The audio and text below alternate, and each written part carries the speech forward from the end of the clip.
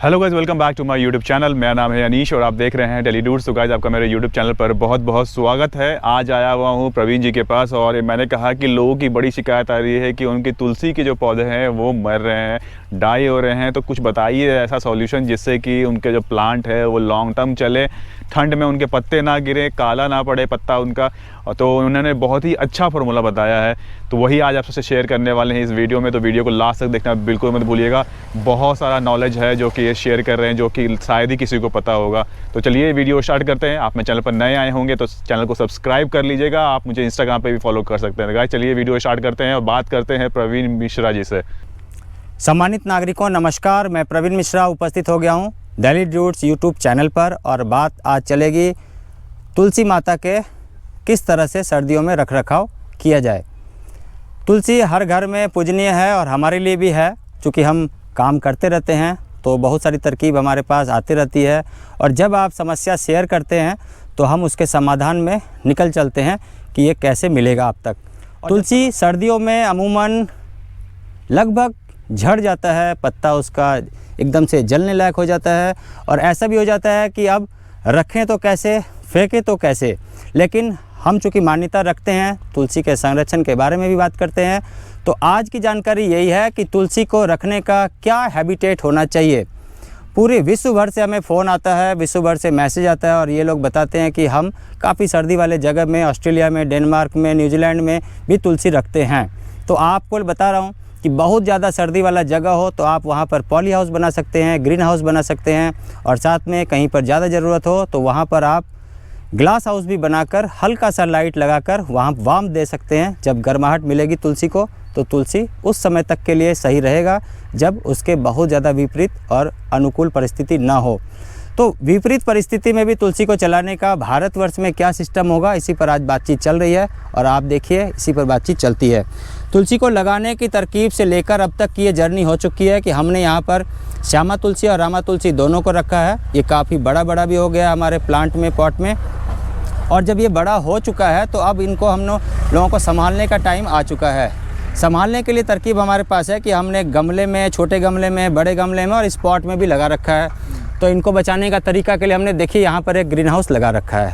अच्छा। इस green house की खासियत ये है कि ये ऊपर से पड़ने वाली जो ओस है उसमें से, ये ओस में से ज़्यादातर ओस को यहीं पर फिल्टर कर देता है और यहाँ तक तुलसी तक ये नहीं पहुँच पाता है।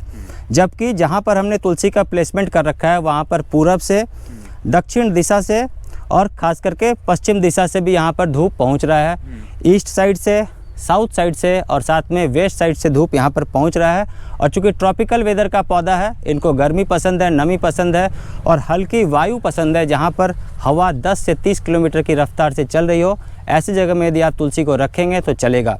अब बात क्या होती है? बात ये होती है कि हमने तुलसी को दीवार के साथ बिल्कुल चिपका के रख दिया है। दीवार में लगने वाली ठंड हवा या दीवार में लगने वाली गर्म हवा की वजह से भी तुलसी का इफेक्ट हो जाता है, तुलसी पर इफेक्ट हो जाता है और ये पौधा जल्दी से जल्दी मुरझाना शुरू हो जाता है। तो आप कोई भी तरह का स्ट्रोक ना लगे, इसके लिए ज़रूरी है कि तुलसी में मॉइस्चर मेंटेन करके रखें, नमी दे के रखें।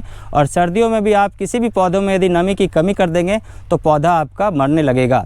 तो ज़रूरी है कि गर्मी के साथ साथ सर्दियों में भी आप ज़रूर से पानी, और इतना पानी जिससे कि यहाँ पर एक वाष्पा बना रह सके और पौधे अपनी हल्की सी गर्माहट महसूस करते हुए चले। इन सारी तरकीब को बहुत बेहतर समझने के लिए ज़रूरी है कि आप पौधों के नज़दीक में आए, पौधों के सानिध्य में आए और जब पौधे भी आपसे बातचीत करने लगे, वो आपको ये बताने लगे कि अब उनकी ज़रूरत क्या है, तो आपको उससे पहले अलर्ट हो जाने की ज़रूरत है। तुलसी में आप बिल्कुल फरवरी महीने तक इसे इंडिया में संभाल के रख लीजिए, खास करके नदर्न साइड में यदि आप रहते हैं तो। और जब आपका फरवरी में बसंत पंचमी आ गया, इसके बाद इनको आप बाहर रख सकते हैं। यदि आपके पास ऊपर इस तरह का ग्रीन शेड नहीं लगा सकते हैं तो तुलसी को कपड़े से उड़ा दीजिए, जिसमें लाल कपड़ा, पीला कपड़ा या आपके पसंद का कोई सा भी कपड़ा हो आप डाल सकते हैं। ध्यान रहे कि फोटोसिंथेसिस के लिए कपड़ा बिल्कुल हल्का होना चाहिए, जिससे कि सूर्य के प्रकाश तुलसी के पत्तों तक मिले और तुलसी अच्छा परफॉर्म कर सके। तुलसी को चलाने के लिए ज़रूरी है कि आपको यदि बहुत ज़्यादा कुछ नहीं कर पा रहे हैं, इस तरह का बड़ा ग्रीन सेट नहीं लगा पा रहे हैं, तो आप इस छोटा सा एक जाल बना लीजिए।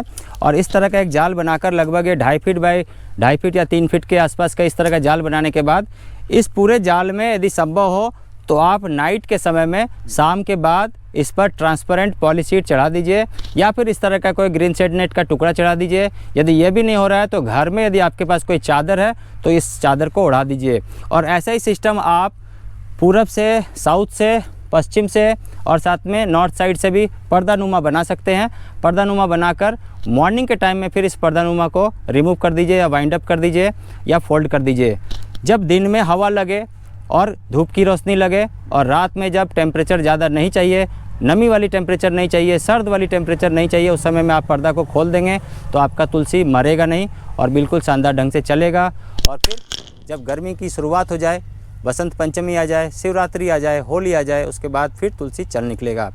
आप सभी का बहुत धन्यवाद। पुनः उपस्थित होऊंगा नई जानकारी के साथ। तब तक बहुत ध्यान से रखिएगा और अपने तुलसी को भी बहुत ध्यान से रखिएगा। Thank you very much. Take care. नमस्कार। तो आपको मेरा ये वीडियो कैसा लगा कमेंट बॉक्स में कमेंट करके ज़रूर बताइएगा। अगर आपको ऑनलाइन ट्रेनिंग लेनी है तो आप फ़ोन नंबर डिस्क्रिप्शन में दिया हुआ है, तो जाके इनको कॉल कर सकते हैं और ऑनलाइन ट्रेनिंग भी ले सकते हैं। तो आज के लिए बस इतना रखते हैं और फिर मिलते हैं बहुत ही जल्दी नेक्स्ट वीडियो में। तब तक के लिए टेक केयर। नमस्कार।